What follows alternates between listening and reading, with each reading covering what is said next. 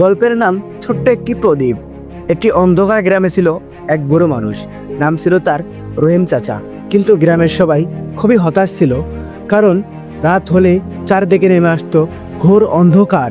বিদ্যুৎ ছিল না কোনো আলো, তাই তারা সন্ধ্যার পরে বাইরে বের হতে পারতো না। এটা দেখে রহিম চাচা একদিন গ্রামের মাঝখানে ছোট্ট একটি প্রদীপ জ্বালিয়ে রেখে দিল। এটা দেখে গ্রামের মানুষ হাসাহাসি শুরু করলো এবং বলল, এ রহিম চাচা, তুমি কি পাগল হয়ে গেছো? এই ছোট্ট একটি প্রদীপ দিয়ে এত বড় গ্রামে কি হবে? রহিম চাচা হাসলো, কিছু বলল না। পরের দিন দেখা গেল একটি ছোট্ট একটা শিশু এসে আরেকটি প্রদীপ জ্বালিয়ে রেখে গেল। এটা দেখে পরের দিন একটি যুবক টর্চ জ্বালিয়ে রেখে গেল।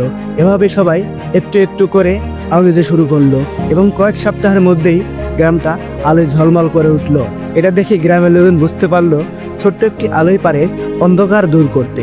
এটা থেকে আমরা যা শিখলাম, ছোট্ট একটি ভালো কাজ বড় পরিবর্তনের শুরু হতে পারে। তাই নিজেকে কখনো তুচ্ছ ভাববেন না, নিজেকে এগিয়ে নিয়ে যান সবার সামনে।